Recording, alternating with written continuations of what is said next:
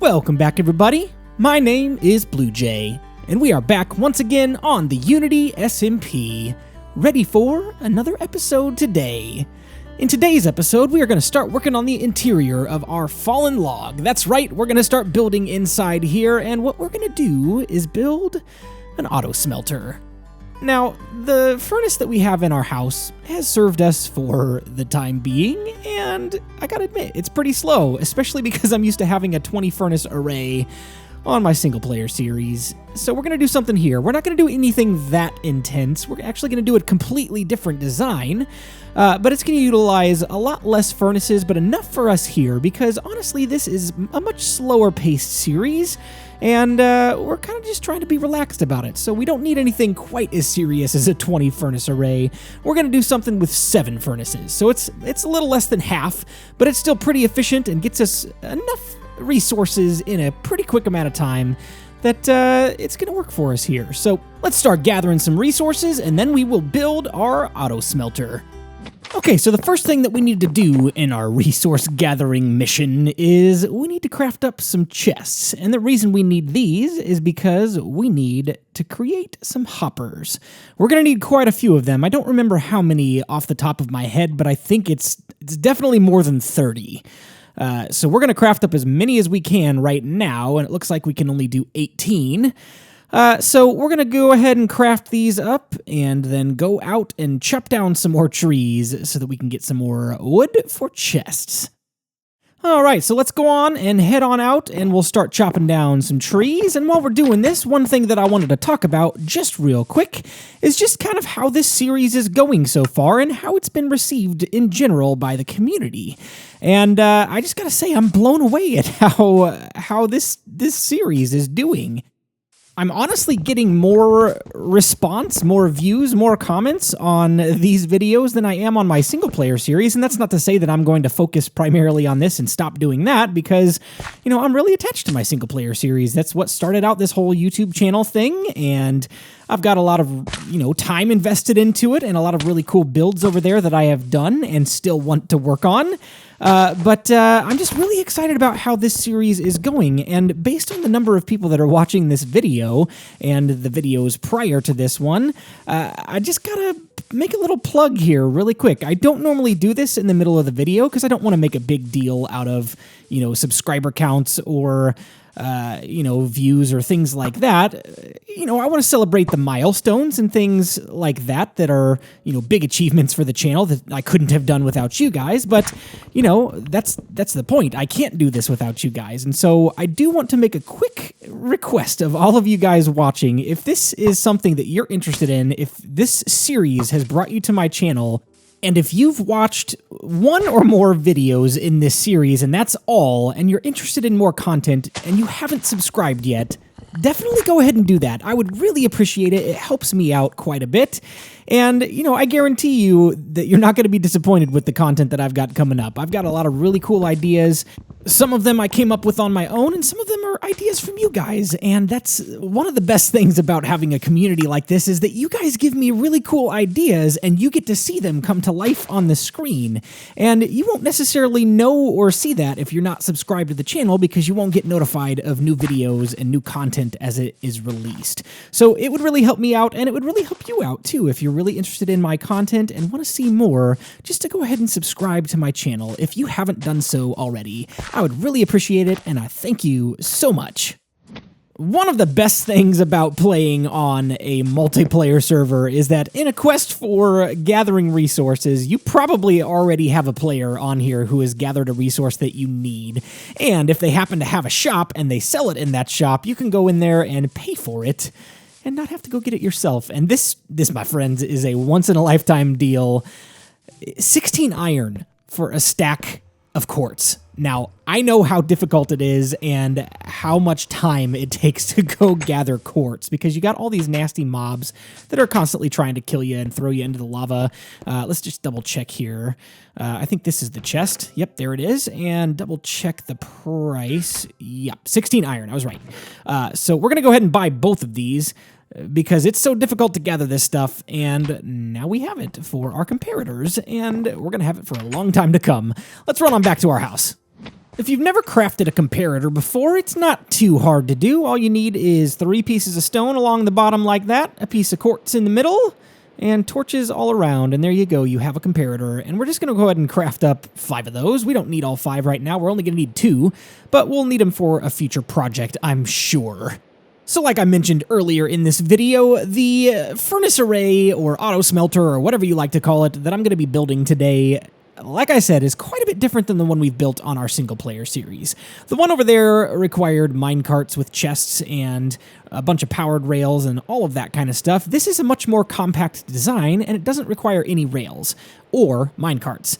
And that's the important thing, because on a server like this, I don't know that minecarts would necessarily do great because of the lag, and I wouldn't want to risk that they disappear every time I leave the chunk and it gets unloaded and all of that. So the design that we're going to go with today was actually MumboJumbo's design, and I actually saw it on one of my subscribers. He has a blog on the Minecraft forum, and he has a world that I've taken a look at a couple of times, and he based his furnace off of Mumbo's as well, and he actually did some modifications that we're probably not going to do, but it's pretty cool. I'll link his blog in the description below so you guys can check that out. He doesn't have a YouTube channel, but his blog is really interesting. Go check it out.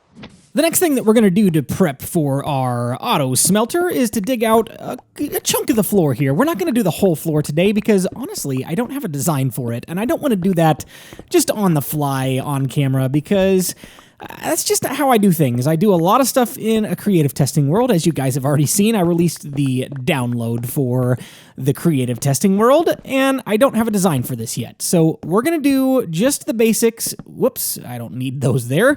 And honestly, this isn't even necessary right here. It's more just a behind-the-scenes kind of thing. This is never going to be seen to the player just walking by because it's all going to get covered up. I've already got a design for this entire area. Yeah, that's pretty good. And it's, like I said, it's never going to be seen except for if I have to go back there to do any maintenance on the redstone. And I want it to look okay. I don't need it to look perfect or even nice, so to speak, but I don't want it to look just scattered in stone everywhere and just different variants of stone. I want it to have a little bit of a level of design, but not so much that we spend a whole lot of time on it. As you see, it just took us like 3 seconds to do. So now I'm going to place down a chest right here, double chest with, let's grab our hoppers here, and we'll place down 7 hoppers, 1 in the middle, and then 3 on each side. 1, 2, and whoopsie, 3. Sometimes these things are hard to place down. They just want to go wherever they want to go. And if you don't know how to place down hoppers like this, you actually have to crouch while you're doing it, because if you select it while, I can't place blocks today. If you select it while you're not crouching, it'll just open up the hopper menu. So you have to crouch just like that in order to place something on another item that will open, whether it be chests or furnaces or hoppers or whatever it may be.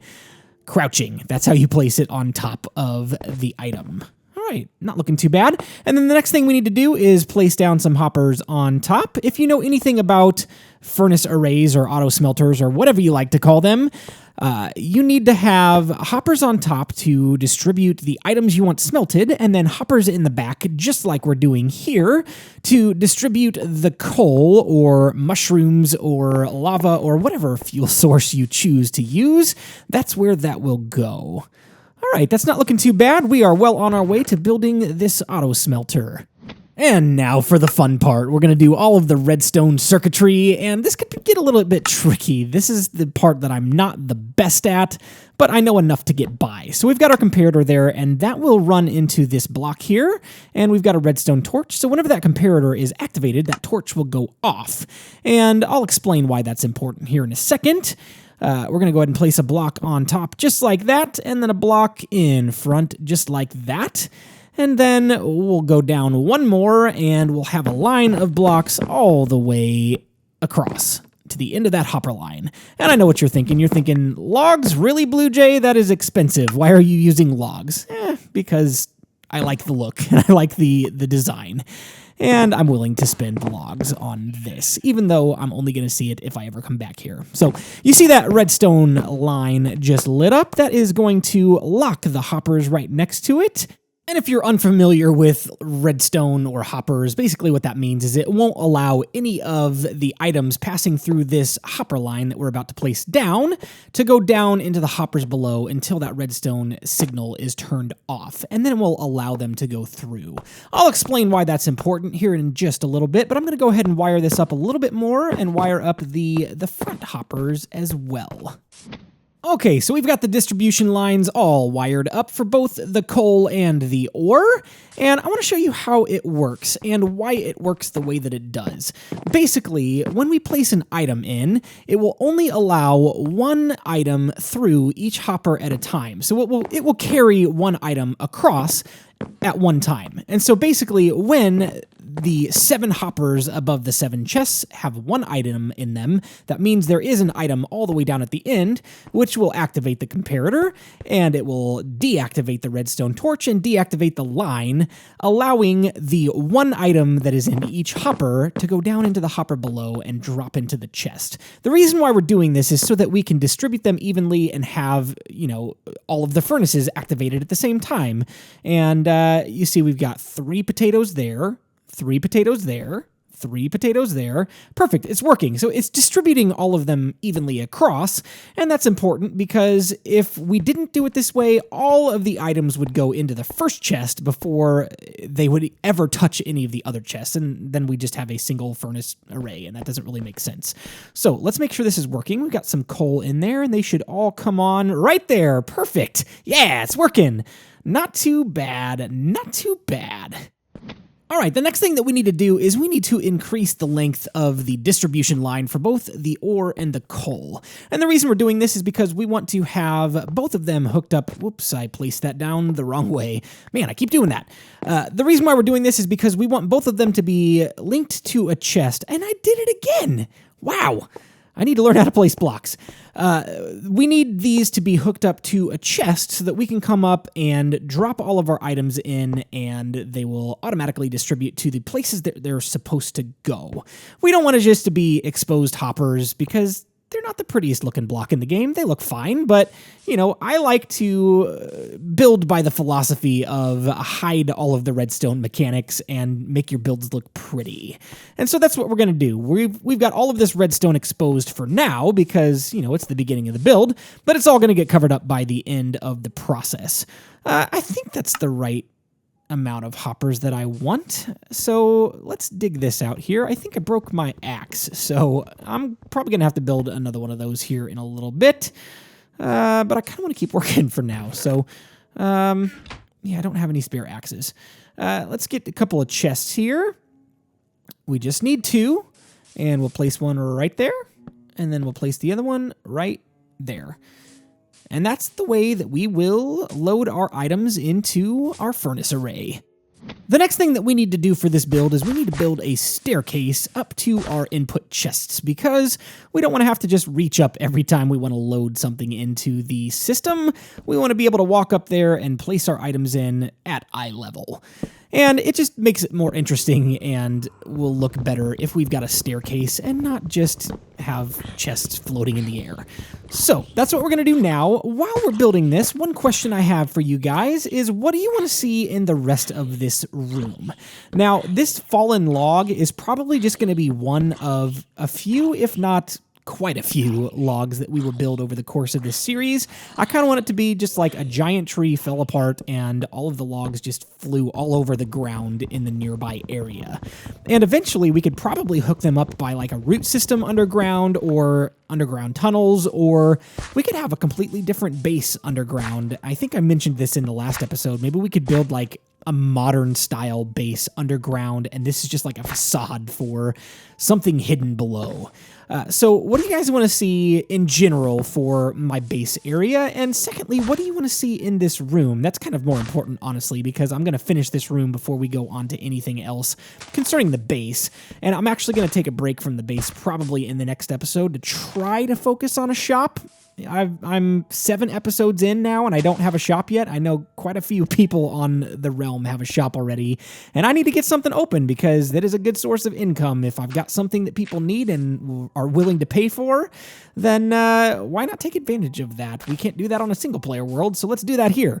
So I think I'm going to build a shop relatively soon. If not the next episode, it'll be pretty soon. So I probably won't do anything else in this room for a little bit until I hear back, some decent feedback from you guys on what we should put in here. I'm thinking maybe an anvil station, probably not a refill because that takes a lot of, redstone that we don't really have room for after building this. But give me your ideas. I'd love to hear what you think we should do with the rest of this room. The next thing that we want to do now that our staircase to the input line is done is build an archway all the way across to the other side of the log. If you think about a real piece of wood or a real log or like 2x4s that you would buy from the hardware store, they're not perfect. Like, pieces of wood have knots in them, or they have, notches or dings or whatever you call them.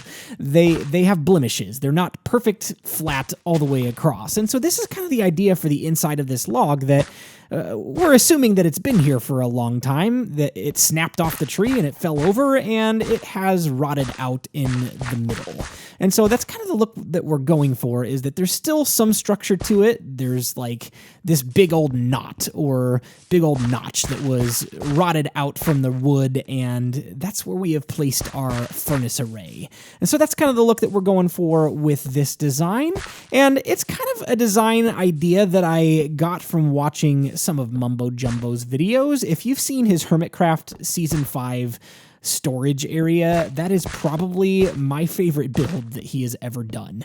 I have watched all of his videos since Season 2, and I gotta say, that is one really unique storage room design. It's not even just one room, it's like multiple rooms divided by archways, and it's just really, really cool looking. And so that's the inspiration for this build. So I guess this whole episode is inspired by MumboJumbo, because this is his furnace design, and this is an archway to that furnace area that was inspired by some of his builds. Again, that's the great thing about a community of Minecraft players. I don't know MumboJumbo personally. I've never met him. I've never talked with him, but I've watched a lot of his content, and I feel a part of his community because I have watched all of his content from several years ago. And it's awesome to be able to get inspiration from other people who are quite honestly more experienced or even better at the game than you are. And that's how we all get better at stuff like this, because we can learn from each other and just have fun building new and creative ideas and finding new ways to express creativity. And that's just one of the best parts about this game and about the whole Minecraft community, is that we learn from each other and we have fun. And oh, hey, Dark is online, speaking of community. And it's just... it's awesome. I really enjoy the multiplayer aspect of Minecraft, and I really enjoy watching other players play as well. So yeah, let's keep working on this. I'm just going to keep throwing around some logs, and I'll show you what we've got when we've got a little bit more of a finished design. Okay, I've done a little bit of work, and we are pretty much all finished. There are our furnaces, and there's our output chest, and let's run on back here and take a peek at what we've done with the archway. There it is. Oh man, I'm so happy with that. It looks so natural and like it was part of the tree originally and not something that we just built to go in a room. So the next thing that we need to do to kind of finish this up is we need to identify our input chests with some item frames. There's one and there's two, and the one over to the left there, we need to grab this piece of coal. And I don't have any unsmelted ore. I do want to go grab one of those before we place it down, but coal goes there and the ore goes in the top chest. So let me go do that, and whoa. Stay out of here, zombie. We don't need you in here. Let me go grab some ore and we'll place it down, and then we'll smelt a few things and make sure this system is up and running. All right, so we got some coal from our house, and we went down into the mine and got some ore, and we're back in here ready to place down the ore in the item frame. There we go, and let's go ahead and throw all of this coal in our input chest, and there it goes, ticking down into the system. That's a good sign that the chest is hooked up to the hopper there. And just a couple more stacks. There we go. And let's throw our 28 pieces of iron into the system and 10 pieces of gold, and that's what we should get when our system is done smelting. And, oh, I saw one already on. Oh, there's a potato in there. That's weird. I thought I got all the potatoes out. Huh, okay, well, let's sit and wait on all of this to smelt up, and we'll see what we come out with. All right, well, looks like we've got empty furnaces, but there's only 26 iron. We put 28 in, and we put 10 gold, and there's no sign of either. What happened? Huh. Well, let me go behind the scenes here, and yeah, no, it's not in the chest still. Let me go take a peek under the hood, and we'll see what's going on here. Okay, I went back and watched Mumbo's video again, and this right here needs to go away. And I think what we need to replace it with, if I understand correctly, is a repeater. And the reason for that is because we need a 1-tick delay between the time that the redstone comes back on and powers that repeater before that redstone line comes back on. We need 1-tick delay so that the items in the hoppers that need to go through will have time to do so. So I need to run over and grab a couple more hoppers to recomplete that line because I ran out. I'm not sure where they went. I think they might have gone into the system somewhere. But we'll go grab some hoppers and finish buttoning this thing back up and then give it another test. Well, bad news, ladies and gentlemen. It is still not working the way that it should. We're still losing items in the hoppers. They're staying in there and not coming down into the furnaces, which is a problem for our coal because it's now all sitting in the hopper line, and the only way that it's ever going to refill is if we put something else in the chest. So I've done a little bit of research. I went scrolling through Mumbo's comment section on the video that he designed this for, and the problem that we're having is the same problem that a lot of other people are having, and the solution that they came up with, genius solution, is to add one more layer of hoppers above and to raise the redstone circuit up 1. So basically it is a regular hopper line running into the the furnaces, and then the redstone hopper line, and then the distribution line on top of that. So 3 hopper lines going into this system. So we basically need to tear this redstone out and redo it. I'm not going to do all that on camera. I'm going to do it off camera, but I'll come back to you when we have finished rebuilding this and raising the whole thing up 1 level. Oh boy, here we go. Oh, today's episode, let me tell you, it is a prime example of why you should always test these kinds of things out in a creative testing world before you build them in survival. It saves you so much time and so much headache. I did test this out, but very limited. I tested out to make sure that the furnaces came on and that there was even distribution. I didn't actually count the items to make sure that they all came through. I should have done my homework before I started building this, and that would have saved me a lot of headache. So we've gone ahead and raised this up, and I'll show you here real quick. Each section now has 3 hopper lines stacked on top of each other, and this should be a working system. Let's go give it a test. All right, we don't have any more ore, but we have some cobblestone here that we will smelt into smooth stone. And why is that not ticking down? Oh, you've got to be kidding me. Did I seriously do that? Oh, I forgot to place the hopper underneath. 1 second, please. Okay, moment of truth. Yes. Oh, we put 3 stacks of cobblestone in, and we have 3 stacks of smooth stone. Those other stacks were from a test I did earlier. And I think we finally got the system working. Oh, goodness. Wow, that was a bit of a fail. But the other thing that you might notice is that I've got my texture pack on too now. To add insult to injury, the game crashed. I don't remember when it crashed, but I forgot to put the texture pack on. When the game crashes, sometimes it takes your texture packs off, and it gives you a little notification that says your game has crashed and you need to reapply your texture packs because they were taken off of the defaults, and I forgot to do that. So most of this episode was done without my texture pack for this series.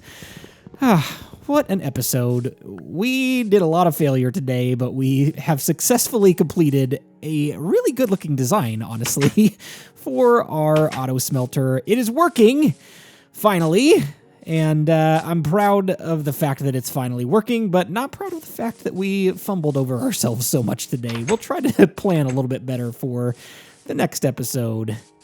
Well, guys, that's all I've got time for today, and like I said, it's been a bit of an interesting episode. We fumbled around quite a bit with this redstone and with our texture pack not being properly applied. And you know what? It's good for you guys to see this sometimes because, you know, behind the scenes when we edit all of this stuff out and we have, you know, the quote-unquote perfect episode where everything looks like it just came together correctly the first time, that's not always the case, and I want you guys to be encouraged that if you can't play a perfect game, that's okay, because nobody plays a perfect game. So I hope you enjoyed this build today. I hope you enjoyed watching the process of fumbling around to finally get a working redstone design. And like I said, I'm not an expert by any means. I know enough to get by. I know how everything works and operates and what the basic components do. But putting them all together into a working design, sometimes I need a little bit of help. And that's something that I'm still working on and trying to grow in and learn myself. But all of that goes to say, we have a completed design, and we have an auto smelter that is going to serve our needs for this series. I hope you enjoyed today's episode. Let me know what you liked, what you didn't like, and what you'd like to see in the future on this series. But for now, my name is BluJay, and I've got to fly on out of here. I'll see you next time. Bye-bye.